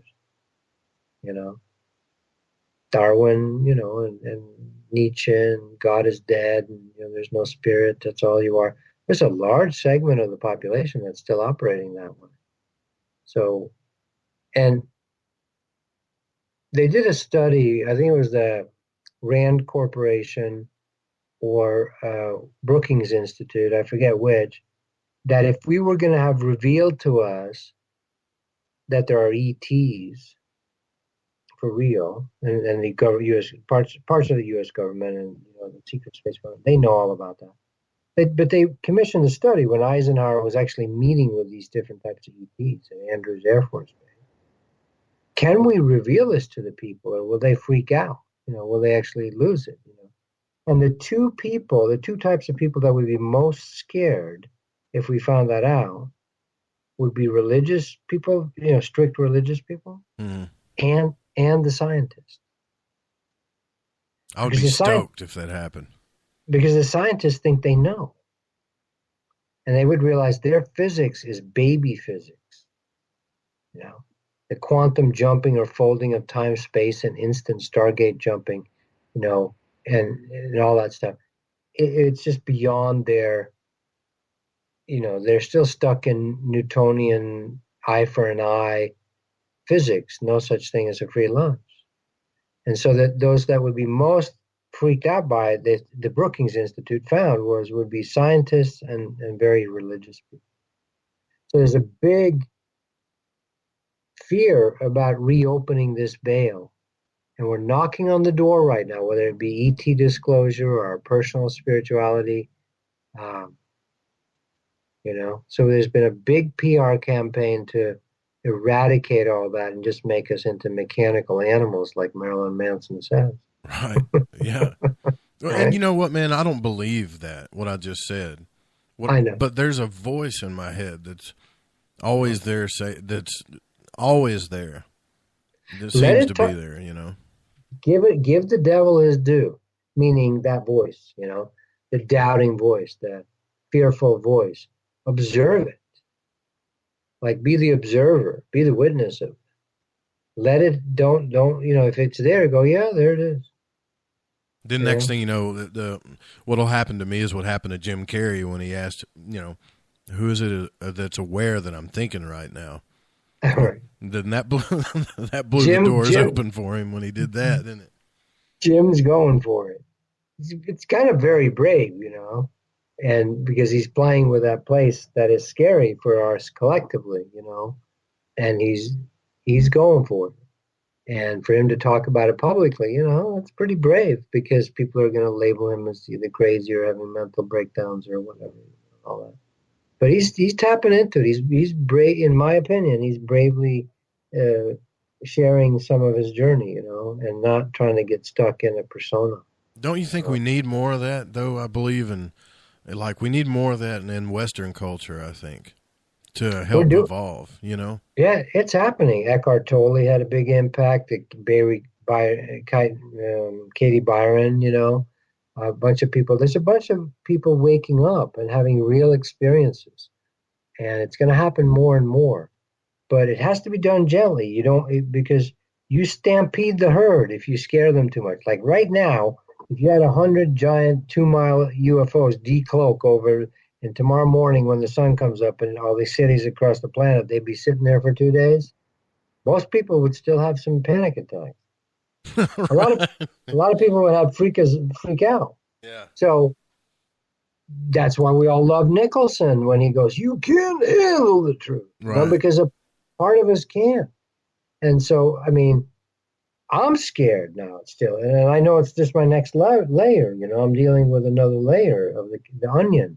It's more like we're expanding as souls, remembering. We've been dismembered and shut down, and the veil's been put into place, and you can't remember stuff, But now it's happening. Göbekli Tepe, they're finding 26 stone circles in Turkey that were buried by archaeological Orthodox German archaeologists has dated them. They're all accepted. They're all at least 10,500 BC. This blows away the whole theory. We started agriculture 5,000 BC in the Fertile Crescent. It's gone. There's 100 pyramids sitting in Western China. There's a Who bunch made more. those? Yeah, we probably haven't discovered them all. Giant things. There's stuff buried. There's pyramids off the coast of Cuba. All these things. But when you can't tell, we have to, enough of us, 100th monkeys, right? 1,000 Buddhas, have to be ready to receive it. So you can always vote with your consciousness. You can always say, I want the truth. Bring the truth. Bring more of the truth. And more of us vote for, you don't have to go shouting it with a bullhorn. You can if you want. You can turn to Alex Jones and use your bullhorn if you want. Right? But you don't have to. You just vote quietly with your consciousness and say, what do you want on earth? See, we've been programmed. Your voice doesn't matter. And you know this. And people know that they stumble upon it. That when you actually pray or ask or meditate or invoke or imagine, the word imagine means to image in. Image in. Imagine. When we do that, we vote with our consciousness. One person connected creates miracles. And what we call miracles. There's no miracles. Everything is natural. Everything is supernatural. But if we start voting with our consciousness, all this crazy crap goes away. Because the universe listens. We get what we want. But we've been told you don't know what you want. We're going to tell you what you want. By television, by schools, by programming, by whatever, right? So people are waking up to, what do I really want? It's a great question. What do I really want? I want to be happy. Well, what do what's that? What do you mean? What do you really want? My next book coming out that I'm working on is called Get Real to Heal. And we've been taught not to be real. And not being real creates the cult, the culture. The first four letters of the word culture is cult. We're all living in a cult. Each country has its own little variation of the cult. We've been divided and conquered, and that's all ending now. And you know what, though, the problem with that, and I'm not saying it's a problem because I agree with you, but another thing that's going on is that idea is getting confused with certain people saying that, oh, well, that's the slippery slope into the New World Order.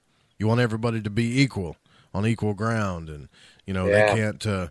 Other people that achieve more can't have more, and you want that's a communist thought. That's the slippery slope into Marxism, and I'm thinking, what does any of that have to do with a human being treated as equal? But that's what they're saying, Yeah. there's a fine line there of seduction. The opposition, the Luciferian rebellion, if you will, is very smart. It's going to feed you what you want to hear, and it's going to sound really good, Yeah. But when you learn to smell it, you go, "Whoa, the Clintons and the Bushes are part of the freaking New World Order." It's pretty easy to tell, Right. You can smell it unless you're totally programmed. Oh, girl, I want a woman president. Really? Now, I'm going to be a little harsh here. You're going to vote with your vagina? Really? Come on. Stop. Right? You at least vote with your brain first. Try to. Yeah. And try to have some intuition. How about your stomach and your heart so you can feel what's going on, The people that started this country were part of they were deists, they were not religionists. They were deists, meaning there's some deity, they're God, but they weren't a cult. And people try to make it that way. The New World Order we're getting lots of help to make sure that doesn't happen. That's being exposed now, the cabals, that are trying to do that. Well, if you look in Manly P. Hall's book, they talk about a brave new world, when it comes. That's the Freemason book now, Yeah. And I'm looking at it going, when people say that to me, I'm going, I don't think he's talking about the same thing as what you're worried about. No, he's not. No, he's not. See, that's what you need to learn to feel the spirit of it. Because it can dress the same way, it can look the same way. But until you learn to feel essence, you can't separate the goats from the sheep. You can't separate that. And that's what you need to learn. And that's what we're learning. So if you have social progressives that want freedom and equality and all this, but they want the image of it. They can't feel deeper, so they just want surface. It's like a television station. Let's pick a TV station. You can travel anywhere in the country, and here's the demographic, there's the black woman, there's the Chinese woman, there's a Native American reporter. Look how diversified we are. But they all talk exactly the same. They have the same vibration. That's not any diversification. See, it's the illusion of diversification, the illusion of equality, but it's not it's still that's like transhumanism, flesh-bot news readers. I'm being very direct here, but I don't care. No, I like it, man. I love your style. I dig that. And it's, I just don't have to, you have to work up towards this stuff. I'm pleasing myself. Can't please everyone. Right. Right? You look at the television station, you can go to travel anywhere. I'm in Des Moines, it's the same damn people. And they all talk the same, and the guy who was supposed to have, has some gray around his hair, he's the investigative reporter. It's fucking programming. It's called nightly programming. There's nothing authentic going on. It's all they're told what to read. Mm-hmm. Comes from one central news bureau in New York, and they're all told what to say. Yeah, you've seen that on YouTube where the news people are saying the same exact line over and over again. Right. It's right there in front of you. And Conan O'Brien inadvertently stumbled on that, but it shows the deeper reality that they're literally cyborgs almost. There's no thinking going on. There's no innovation, and that's why we're sick of the media, the old mainstream, lamestream, fake stream media. Because there's that went away. It's all just selling commercials and But so learning to discern, learning to feel the difference, because it'll look, it's like when they bring around the dessert tray and they're made out of plastic, if you can't tell the difference between the plastic dessert and the real thing, you're going to get what you're going to get. And we become image worshipers. I call them image consultants in Hollywood, right? It's all about how it looks. It's the fake boobs and the teeth and this and that and the other. So I can dress up with fake boobs and a blonde wig, and guys will react to me. Surface image. Same with the women. Look, I'm wealthy and I drive this car. You get all turned on. It's like we've been Pavlovianly trained to respond to the surface image. Essence has been removed. It's a faux, fake reality. That's the Vegas, beast. Vegas has fake Venice and fake Lux. It's all fake. At least in Rome, those were stone temples. They would last 2,000 years. You think our houses are going to last? They're going to be gone in 50 years. It's image worship. It's worshiping the surface. And so it's coming to the head like blowing a bubblegum bubble before it gets hard, right before it's going to crack. That's right where we're at as a civilization. But you can ask for, lead me from the unreal to the real. Show me what's real, source, God, Father, Mother, Spirit, whatever, however you term it. And it's real. And a lot of us are turning into, it's everywhere. It's beautiful. People want real leather. They want handcrafted. I want real organic food. I want to make sure it's grass-fed or, wild caught. I want to eat well. I want the real stuff. I don't want pesticides. I want real teaching. People are going to throwbacks. Like I want to do apprenticeship. I want to put my fingers in the dirt, instead of the faux society, this fake image worshiping culture that's all about image, and Hollywood is a big, thing of it. Yet Hollywood puts out you got to wade through it. You got to learn to pick and choose. What's real? What's fake? What's passing? What's straw? The fire burns it away, and what's real? But we can only learn that. At first, you're going to get seduced. Oh, it looks good. It's like Neville Chamberlain, the guy who was the British Prime Minister before Churchill. When Hitler was talking about, Hitler was amassing his army. Mr. Chamberlain said, "Well, I'll go have a talk to the gentleman." Remember? And he flies over there, and Hitler says, "Sure, I'll sign the papers." And said, I promise never to invade anybody." And the guy flies home to Heathrow Airport, holds up the paper. You can look up it on YouTube. "Herr Hitler has promised not to do anything. I've taken care of the whole problem." No, you're an idiot. You weren't feeling into what he was really going to do. You were seduced by the image, the surface. Right?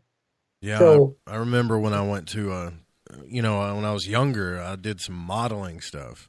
And I talked about that before, but I didn't go into it to be a model. I wanted to be an actor, in plays and stuff, because I loved movies and plays. But the first thing that they made you go through was to make sure that you understood the image of it all before you could ever get down to the art. Yeah. And that kind of just, threw me back a little bit. I'm like, what does this got to do with anything? But it does. I know. And people, we forget, and that's what ayahuasca's been telling us.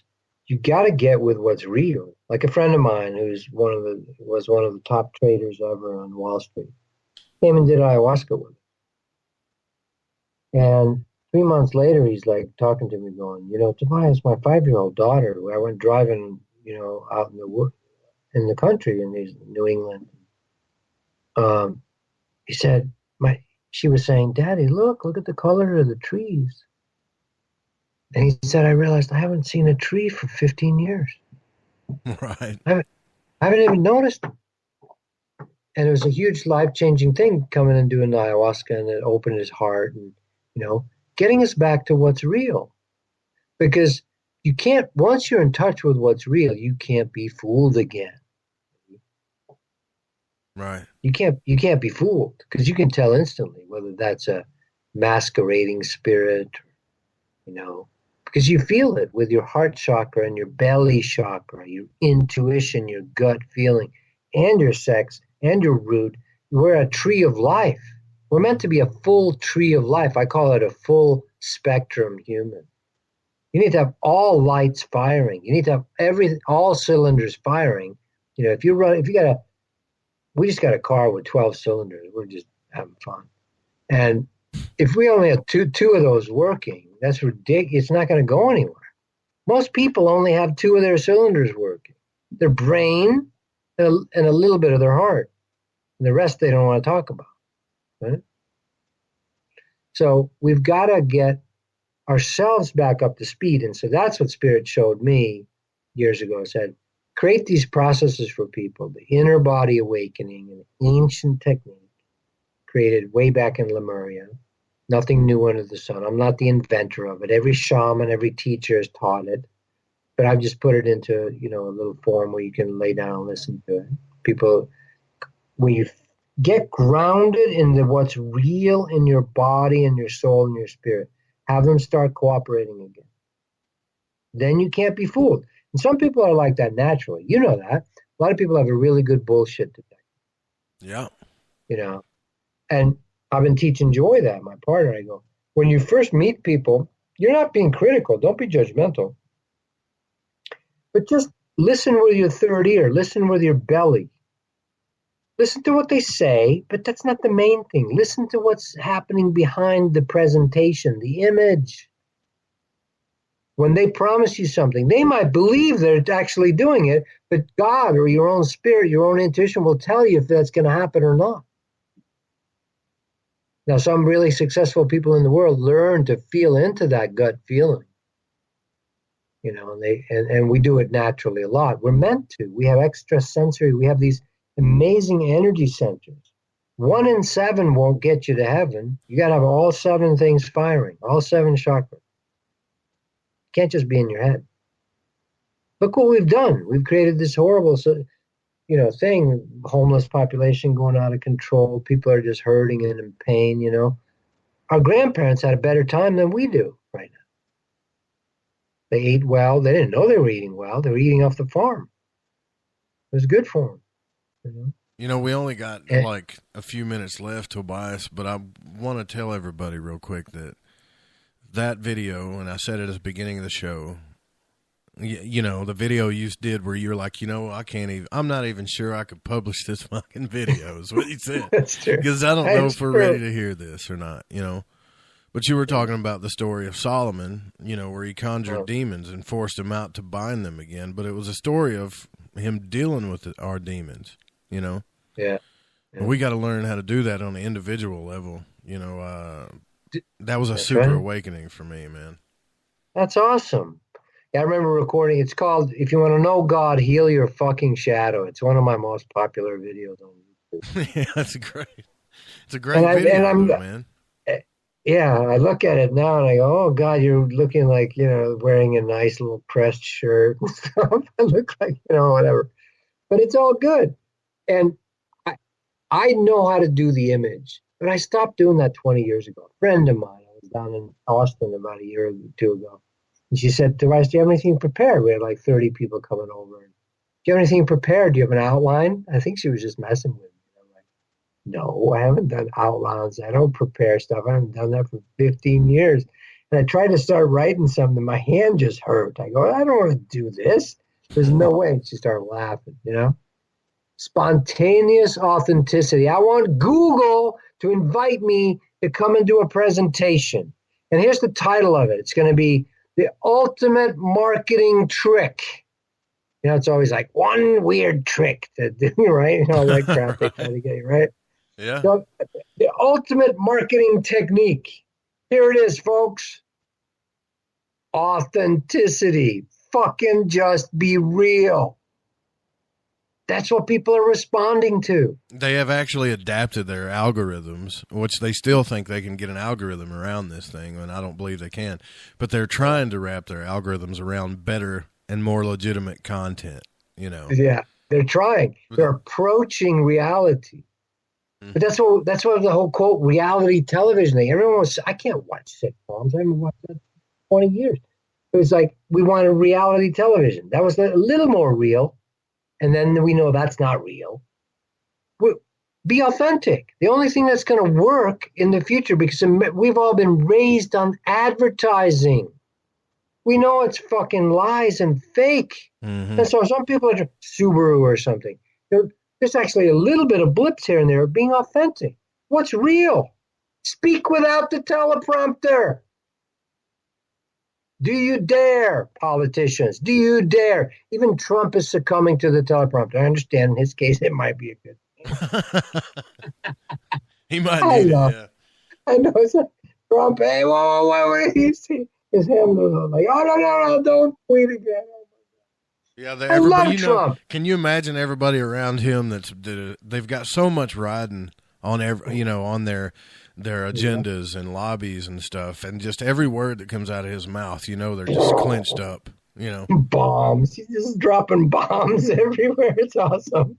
He's shaking shit up, people. That's what he was here to do. I think that's what he's here to do. Totally. We wanted it. We voted. It was, America was like, we're sick of falsehood. We want something authentic, even if it's like that. Yeah. Yeah. It's awesome. Yeah, he's, maybe he shouldn't tweet and get in battle with people, but he's not a slick politician. So that's what we want, compared to, anyway, I don't want to be political about it, but authenticity. That's going to be the newest thing. What do you want to do? What do you want to share with the world? Get real to heal. And some of it's going to be ugly and scary. But when you clean it up, you become more and more beautiful, more and more of a transmitter, more and more of a reflector. Because we know it doesn't matter if you have 32 flavors of ice cream, you're still going to be sick of it after a while. You have everything. It's like what Jim Carrey said recently. He says, I hope everyone succeeds, gets all the money they want, so they can have everything they ever want, so they can realize that's not it. I'm going to put that video on the Facebook page just so everybody knows which one we're talking about. And you guys get his programs and stuff, because I'm telling you, it's life-changing. There's a ton of YouTube videos to go through there, though. You can really binge watch and listen to Tobias. It's kind of cool, actually. I've done it quite a few times, man. That's awesome. I love hearing it. It's finally one day I just said, I ain't doing it. I'm not working for a hedge fund. I'm not working for a bank. I got to quit. I just stopped. I said, God's universe, if you can't take care of me, then fuck you. I don't want to be here. I got very real with God. We had very honest conversations. Right. It was beautiful. It was very scary. And I lost everything. Bankruptcy, divorce, the whole bit, down to $20. You got to live it. That's what You're hiding it. Yeah. And then something real happens, and you realize the universe actually takes care of me. It's amazing. And I got real with it. And I wrote that first book, Listening to the Sun. I held nothing back. I just said, I just want to tell exactly what's my reality and my truth. It might not be else. But I have to tell you, people read that book and they go, wow, that's oof, because I'm being me authentic. Well, and it's not, I won't say that's not scary though, man. It's still scary because right now I'm dependent on a donation, or if somebody buys a bottle of oil or something, that's what I'm dependent on. But you know what, man? Well, I called the company I worked for. It's a major company, and I don't want to say who they are for liable reasons, I guess. But I had that same thing happen, man, because this is what I want to do, and I got a group of hosts around me that are all about it, and I called up there and I said, look, man, I don't know what you guys are going to do, but I'm not doing that shit anymore. I'm done. I just can't. I can't. It's eating at my soul, man, Yeah. Yeah.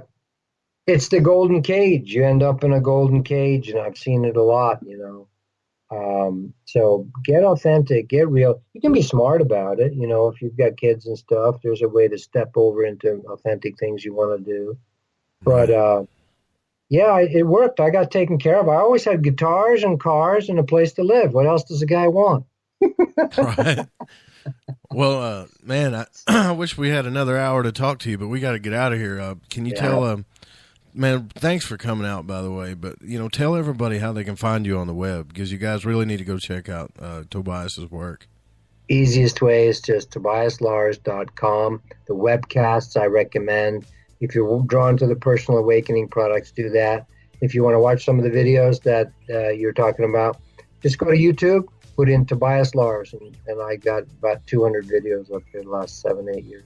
Appreciate it. Love it. Thank you for letting me be here. Thanks for being here. That was a great show. I appreciate it. All right, guys, that's it. Tobias Lars. Go check him out on YouTube. I know you're going to, right? How can you not love this guy? All right, don't forget, this show was produced and made by me, Joe Rupe, and TheFringe.fm, and cannot be rebroadcast or syndicated without written permission, and music was by Chronox, Spaceboy at spaceboymusic.com, and Kevin MacLeod. Stick around. There might be some surprises tonight or tomorrow night. We may do a Moonbat show. Who knows? But we'll see you guys next week for sure. Thanks for coming out, guys.